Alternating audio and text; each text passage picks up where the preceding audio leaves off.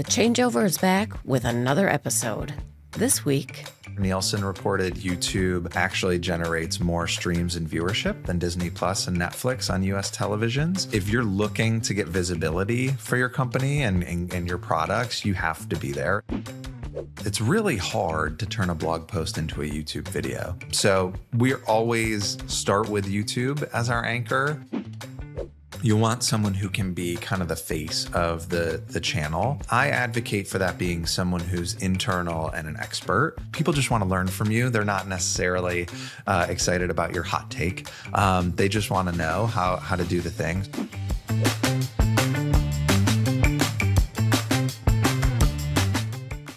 Welcome back to The Changeover. I'm Jo Phillip, VP of Creative and Ops at Wider Group, and today we are starting a two-part conversation about one of the most underutilized growth channels in B2B marketing, and one that's likely to grow even more powerful as AI is reshaping how buyers find answers and vendors and partners.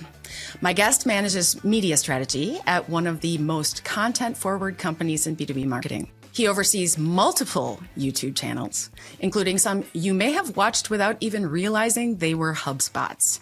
Kyle Denhoff, Senior Director of Marketing at HubSpot. Welcome to The Changeover. Thank you for having me. So we're just going to jump right in, and I want to get started with a little grounding in reality. I have some experience working with industrial B2B clients, and in my experience, YouTube is often treated sort of like a parking lot for videos, right? It's a hosting platform more than a strategy. Everything gets uploaded, not a lot of architecture, not a lot of optimization or organization or strategy. So, does that match what you've seen? And what do you think that is costing businesses who aren't paying attention? Yeah. Obviously, the free hosting is nice. And I think a lot of businesses tend to host their videos there. And I was in healthcare before B2B tech. And so I'm very familiar with recording a video, uploading it, and kind of having it sit there for quite some time. It's common, I think, for most businesses, but where it's costing you is you don't get as much discovery of that content when it's static, when you don't have a rhythm, when you don't have formats that audiences look forward to. And so while it's hosting, it's probably not generating a ton of viewership, which is the ultimate goal of creating that video content. So I think you really have to invest in an ongoing content strategy to get the returns you're looking for. I think one thing that our listeners might be really surprised to learn, especially the listeners in manufacturing and industrial sectors, is how often YouTube is showing up when we're running search visibility analyses for our B2B buyers. Even in super specialized, highly technical niches, we're seeing YouTube pulling traffic that marketers aren't even considering because they aren't really looking at it. Yep. Yeah, one of my favorite slides internally is around just YouTube as a distribution channel. So in different industries, certainly, but at large, you have things like, we all know that YouTube is a major search engine, right? That's been kind of common knowledge for quite some time. But last year, Nielsen reported YouTube actually generates more streams and viewership than Disney Plus and Netflix on US televisions. You have, I think it was Edison came out and said that YouTube podcasting is favored by Gen Z over Apple and Spotify. And then what you're talking about is surfacing for those searches and queries, whether it's in Google or in the large language models. YouTube is a massive media company with distribution into the family television, to the search engines. If you're looking to get visibility for your company and your products, you have to be there, in my opinion. It's a massive platform with different audiences, different niches, different categories, and you have to figure out what's best for your business and your buyers. If we think about our own behaviors, when you're trying to get an answer to a question or a how-to, right? Like, how do I solve this problem?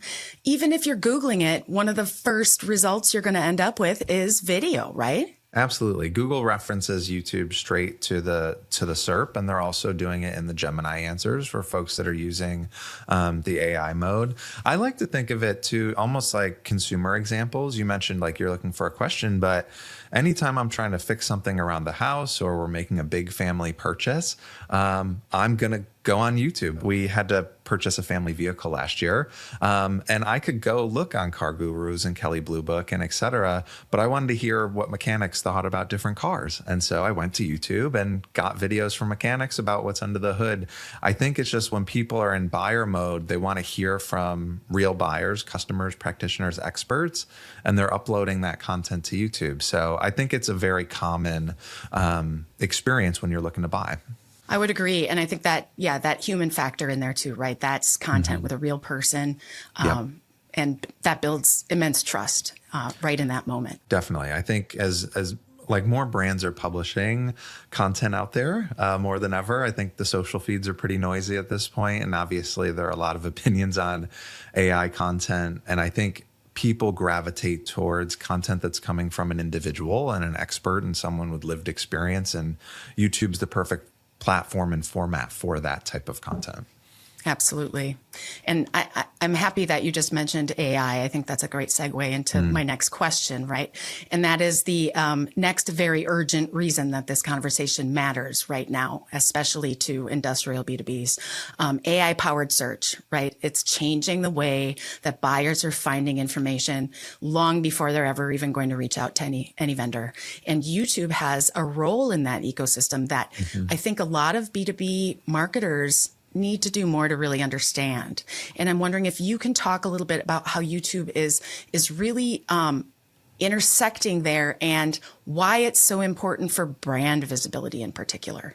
So I think some background context would be helpful on this. So HubSpot, we have a tool called HubSpot AEO. We have partnerships with OpenAI and ChatGPT, Perplexity, Google Gemini, and we actually have an understanding of what people are searching for on those AI platforms and then where those AI platforms are citing from. So we have a lot of data around, do they pull from earned media, trade publications? Are they pulling from individual LinkedIn posts? Are they pulling from Reddit threads? YouTube is a source as well.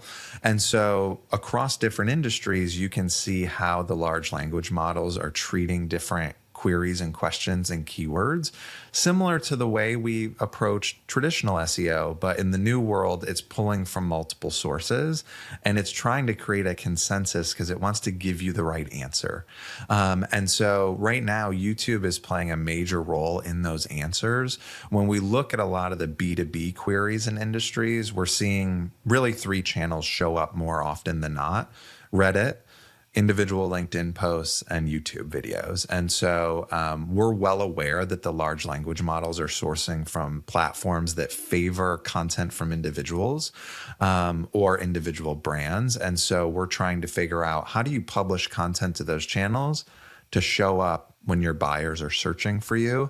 I think it's still in its infancy, but our early data is saying, hey, we need to focus on those three platforms to make sure our businesses are showing up.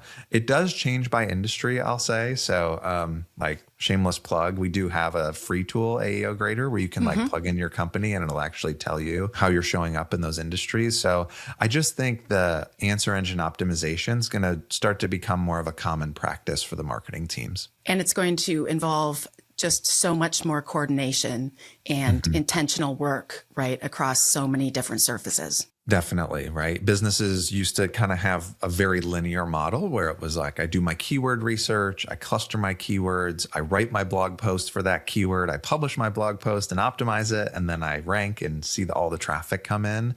At this point, Google and the large language models, like I mentioned, trying to create a consensus, they recognize you can't gather information from a single source, and they're trying to verify that across different sources. And so as a marketer, our content strategy actually becomes more multi-channel. Right. And we say, okay, if we're going to publish a single message or piece of content, what's our format on YouTube? What's our format on Reddit? What's our format on LinkedIn? And try to have that consistency, which is great for marketers because we love consistency when it comes to our brand message, but it's actually critical to your point of intentionality. We have to get that out there on the web in specific locations to start to be cited. Right.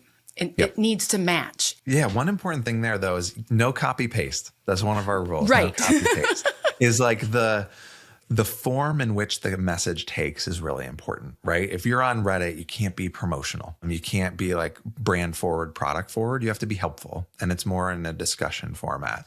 On LinkedIn, a lot of times it's helpful to come from an individual and not a brand account. And it comes in more of like an educational listicle format or a carousel. On YouTube, we'll get into it, but you can talk in like, you can craft different types of formats based on the message or outcome you're looking for. So I always like to just like double click on that is we have to make sure that we're making content that will perform on those channels. Absolutely. That's really important advice. And I think it connects too to my next question, which is about research behavior. Thinking about the ways that B2B buyers are actually performing their research before they, long before they consider a purchase. Sure. Where does YouTube typically fit in that trajectory? It is harder now, right? I think like we are reaching people where they're giving their attention, and their attention is scattered across a bunch of different platforms, right? Before lunch, I probably check Gmail, listen to Spotify, look up something on YouTube, and scroll my LinkedIn feed. And it's like, well, how do you get in front of people when they're checking 4 or 5 different accounts in a day? I think what's important is like on YouTube, it's not mapped to one stage of the buyer journey, in my opinion. It kind of depends on like, what do you want to accomplish as a business? So there's some people that create YouTube channels that are meant for brand reach, and it's more education and entertainment, storytelling formats, podcasting formats. That's going to drive discovery for your business. That's going to bring people in, and they're maybe listening to a video passively with an open tab in the background, or they're going for a walk and they're listening to it on their phone. That I would consider more like top of funnel awareness. Then if you're trying to educate yourself, you and I talked about the consumer examples of like, how do I do the thing? And I may not be product or solution aware yet. I'm just trying to understand, how do I accomplish this task?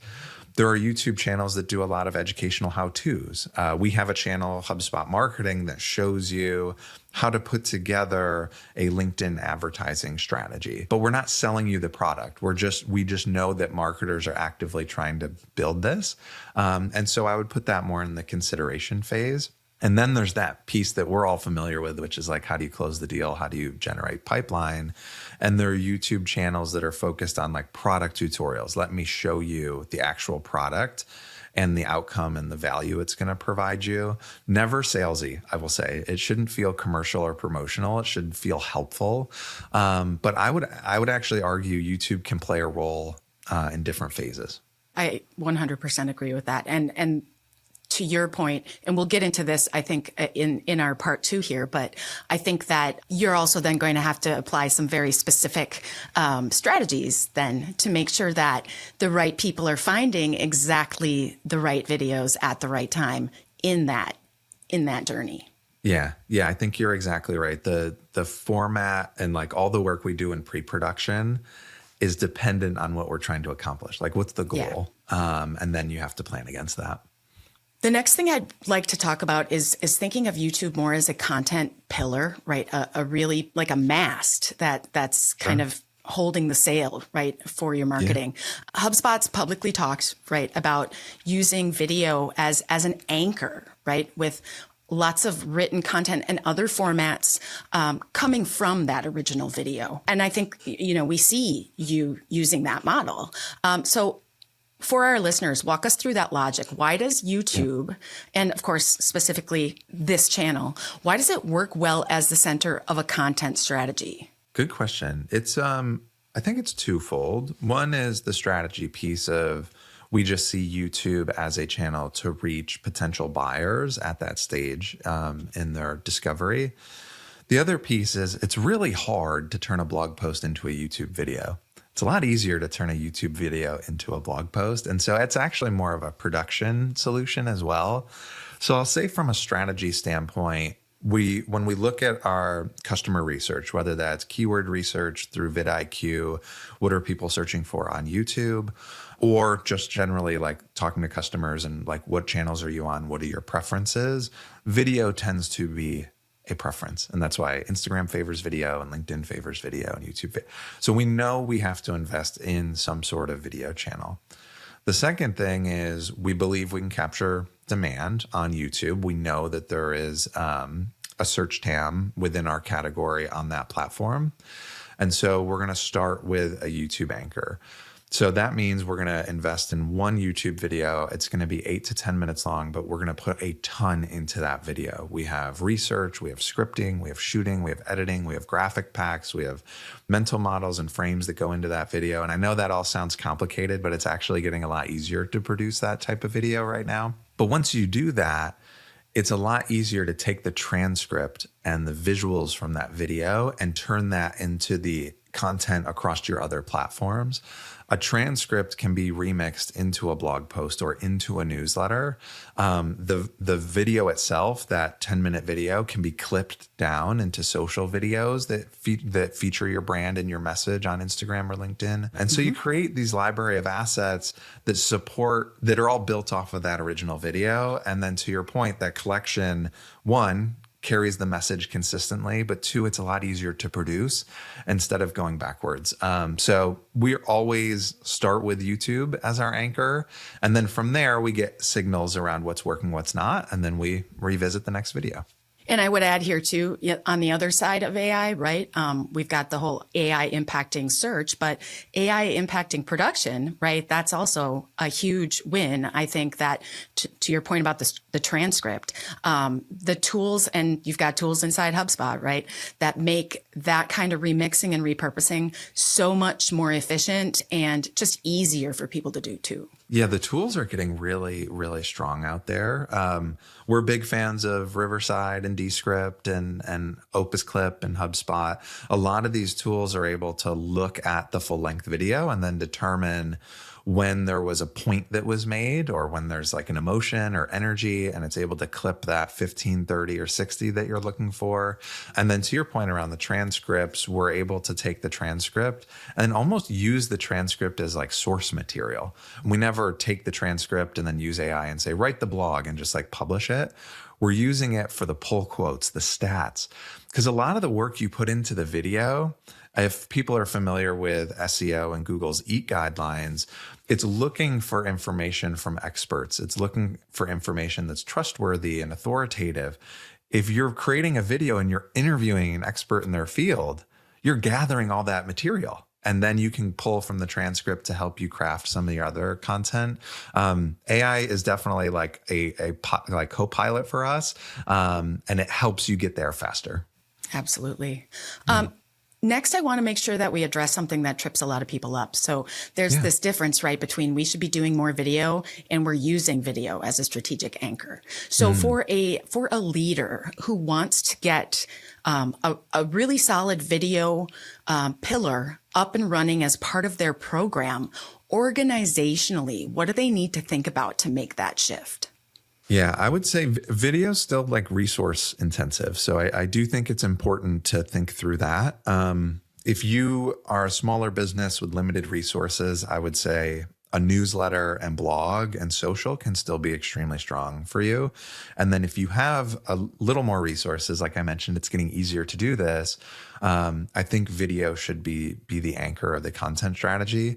And is your question more around like buy-in? Like, how do I get the team to think about this? Yeah. I mean, if you think about if I were in an organization that has been, let's say for the last 6-10 years, been kind of doing the same thing. And a lot of it's been, we start with an advanced content piece or something like that and build out blogs and, then have our social support for it.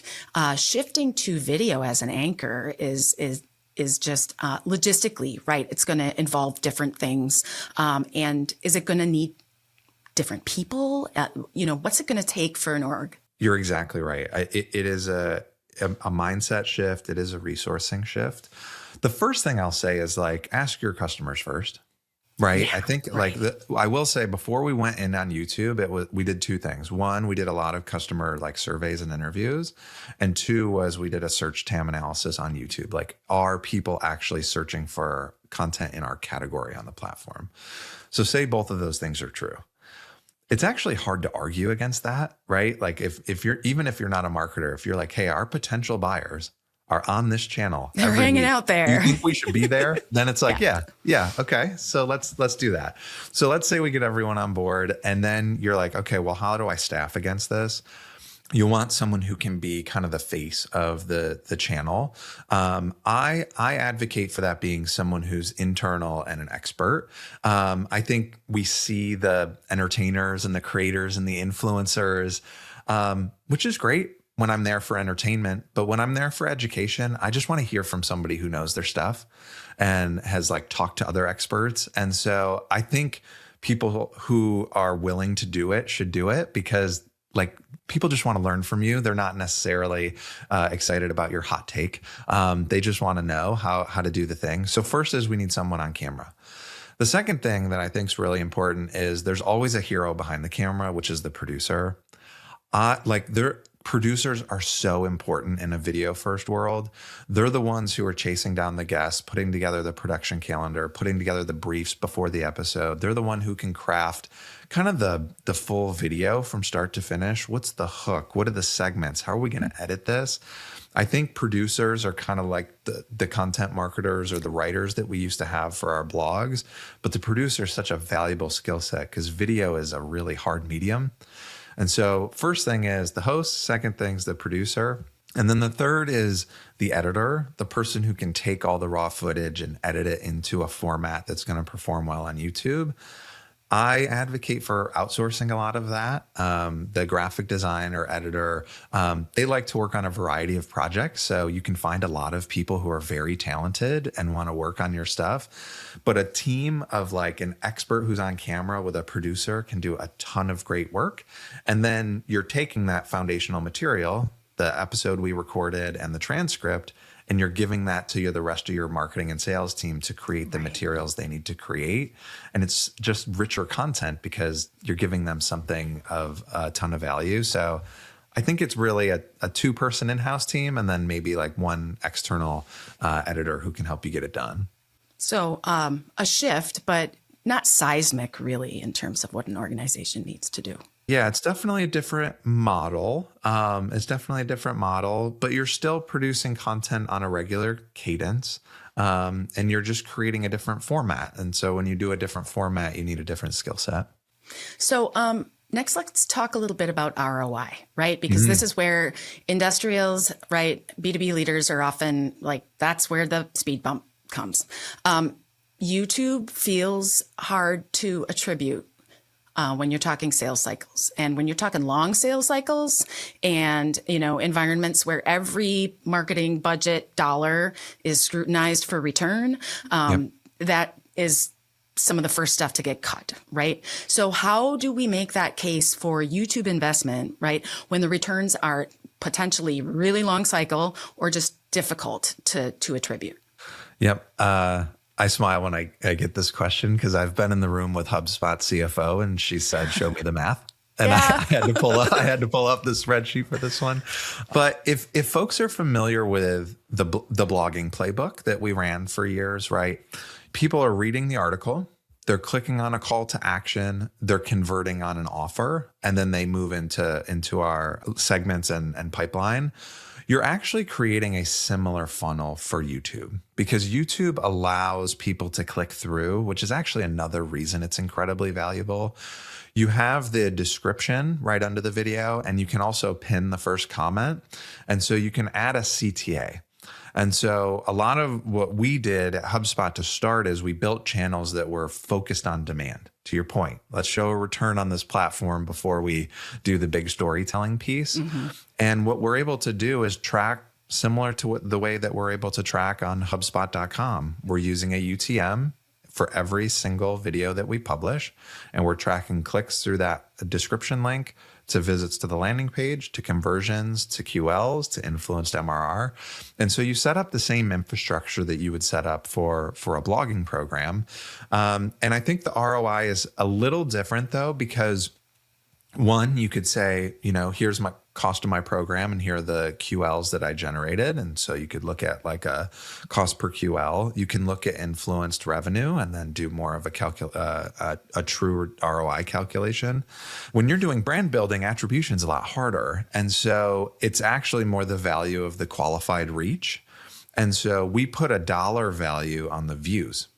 So we're saying to the business, here are the channels that are built for brand building and awareness. We're trying to increase organic viewership on those channels. And there's a dollar value that we set on that viewership so we can communicate with the business and say, here's a qualified view or impression that we were able to drive, borrowing from kind of the digital advertising CPM world. But I think depending on what your objective is, your return on investment is calculated differently. But I would say if you're just getting started, start with education, product tutorials, try to drive that conversion. People who are closer in the to the sale, right? Yeah, people who are in the market. Yep. I would add too, I think one more thing that, doesn't necessarily get calculated when we're thinking about ROI is the value of that source material that is then going to be repurposed across so many other places. That by itself has, I think, significant value as well. That's a really great point. In tech, we talk a lot about tech debt. Like, oh my goodness, we're investing so much in all these pages and modules, and then we have to maintain all of them. It's kind of the same thing with content, right? It's like you want to be able to make sure that when you invest time into something, it's getting a ton of value in return. So it's saving you on time and it's producing. Yeah, it's producing so many assets for you. So what do you think a realistic time horizon would be for a B2B brand to maybe start to see their presence, their amplified presence in YouTube start to pay off? What kinds of things, should they be looking for while they're waiting for that to happen? This is a long-term investment. I will say that. And I think that's tough right now. I think businesses are getting squeezed and they're looking for returns in 30 days or in the quarter. I would say investing in YouTube is not going to get you the return you want in 60 to 90 days. All the channels that we launch, we know they are organic investments that have a long time horizon on them. Internally, we say 9 to 12 months. And that's just because the channel has to build authority on the platform. It's kind of like back in the day when we had to stand up our blogs.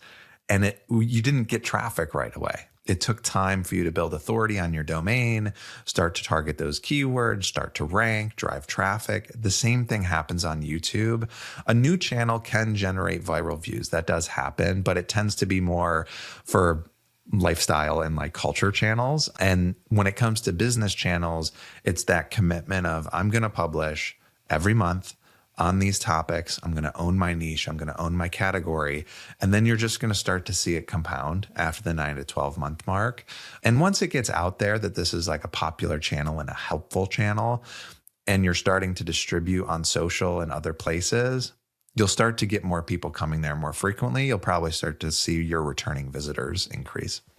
I think your point too about making sure it's helpful is so, so important. Yeah. I think, there's that tendency to just want to tell the world about your product or service because it's great, but they're not coming looking for your product or service. They're coming with a challenge they're trying to solve, or they're coming searching for something that is maybe only adjacently, connected to your product. And our job is to build the bridge there.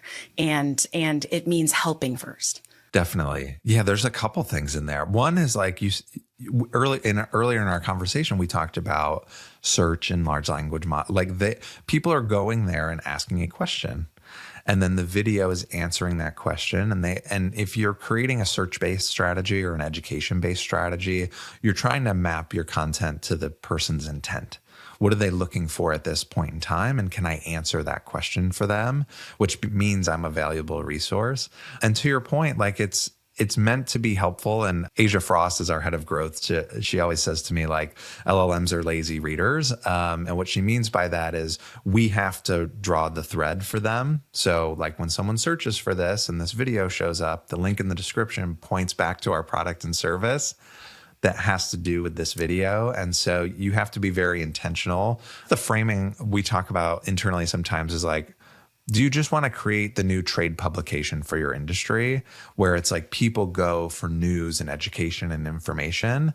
And if you have that frame of reference, that's the type of content people are actively searching for, as opposed to like wanting to get a promo video. So part 2 of our conversation is going to be more about the actual nuts and bolts of how to get building. But before we do that, I would ask you, what are 2 or 3 things that a leader, a B2B marketing leader, needs to do or decide before they're really ready to like make that investment in YouTube? First is, what's my business objective? As marketers, we still have to defend our investments to the CEO and the CFO. And at the end of the day, I think we're still like required to drive demand for the business. If the goal is we want to launch a content strategy that we believe and have conviction in is going to drive demand for the business long term, what's the best channel and format for us to do that? And then I would conduct the research and say, okay, YouTube is where my buyers are.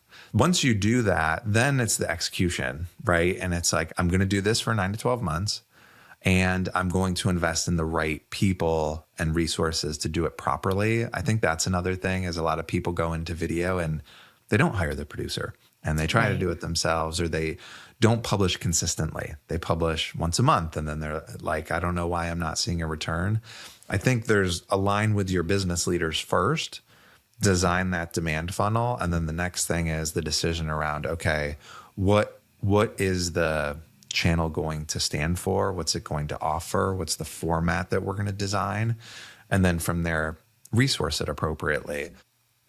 Well, this has been exactly the reframe I think that we need at this moment. So thank you so much for that, Kyle. YouTube it's earning a different category of respect, I think, for how we're thinking about B2B visibility. And I think marketing leaders listening are going to walk away from this with a different question from, should we be on YouTube? But now it's more like, what should we be doing? And do we have something out there to claim?